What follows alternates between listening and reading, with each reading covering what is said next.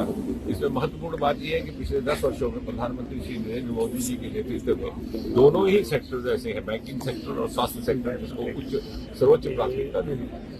यदि आप बैंकिंग की बात करें तो ये प्रधानमंत्री मोदी जी की सोच थी कि हर व्यक्ति का बैंक का खाता होना चाहिए। और मुझे प्रसन्नता ये कहते हो कि स्टेट बैंक ऑफ इंडिया ने उस समय भी अगुवाई करते हुए हमारा सहयोग किया। देखते ही देखते हर भारतवासी का खाता खोला, और न केवल उसका खाता खोला बल्कि उसका आत्मसम्मान भी बढ़ा।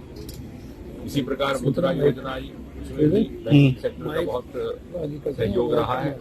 जितनी भी मोदी जी के द्वारा लाई गई स्कीमें थी, चाहे वो डीबीटी था, चाहे वो कोविड आपदा के दौरान खातों में सीधे पैसे जमा कराना था, चाहे प्रधानमंत्री किसान सम्मान निधि था, उसमें बैंकिंग सेक्टर का एक प्रमुख भूमिका रही।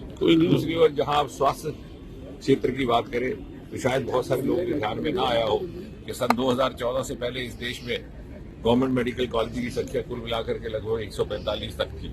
आज वो बढ़कर के 260 से अधिक हो गई। यानी जितने मेडिकल कॉलेज सरकार ने, केंद्र सरकार ने 65 वर्ष में स्थापित किए, लगभग उतने ही मात्र 10 वर्ष में मोदी जी के नेतृत्व में। और मुझे ये भी प्रसन्नता कहते हुए कि मैं एक ऐसे लोकसभा क्षेत्र का प्रतिनिधित्व करता हूँ, उधमपुर कठुआ डोडा, जहाँ एक नहीं, दो नहीं, तीन मेडिकल कॉलेज हमें केंद्र के सहयोग से मिले। 20 तक एम्स की संख्या पहुंच गई।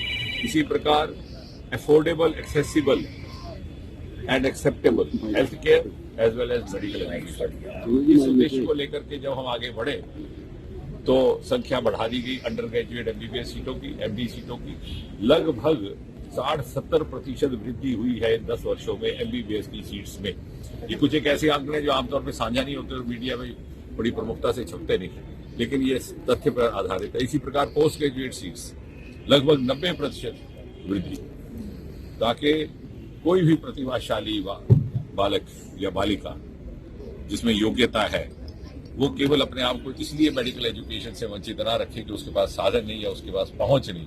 जैसे मोदी जी कहते हैं कि अगले 25 वर्ष के अमृतकाल में यदि हमने भारत को शिखर पटल पर ले जाना है तो प्रत्येक नागरिक की भागीदारी, उसका योगदान अनिवार्य रहेगा। उसको सुनिश्चित करने के लिए और साथ ही साथ हेल्थ स्टार्टअप्स का एक नया आयाम टेलीमेडिसिन के माध्यम से, रोबोटिक मैनेजमेंट के माध्यम से एक नया क्षेत्र भी भारत दर्शन किया। और एक बड़ी महत्वपूर्ण बात यह है कि आज विश्व भारत को प्रोटेक्टिव, प्रिवेंटिव हेल्थ केयर का लीडर मानता है। और ये एक वो देश है जहां पर बहुत ज्यादा स्वास्थ्य को लेकर के हमारे समाज में भी उस तरह की संस्कृति नहीं थी कि हेल्थ केयर के ऊपर बड़ी तवज्जो दी जाती थी। यदि कोई आप देखते हैं आपके पड़ोस में कोई बीमार भी पड़ जाता तो 2-4 दिन गुजर जाते, देखते हैं कि साहब खुद ही ठीक हो जाएगा। यदि नहीं ठीक होता तो फिर वो रखी डॉक्टर का के पास जाने का सोचते। ये वही देश जिसके बारे में दुनिया सोचती थी कि इनको बहुत ज्यादा सेहत और सेहत का इलाज करने की परवाह नहीं रहती, आज उसने दुनिया को तोहफे के तौर पर कोविड का पहला वैक्सीन दिया। और मुझे खुशी के बायोटेक्नोलॉजी विभाग जिससे मैं जुड़ा हूं उसमें इसके ट्रायल हुए और आज इसे प्रोटेक्टिव हेल्थ केयर का लीडर माना जा रहा।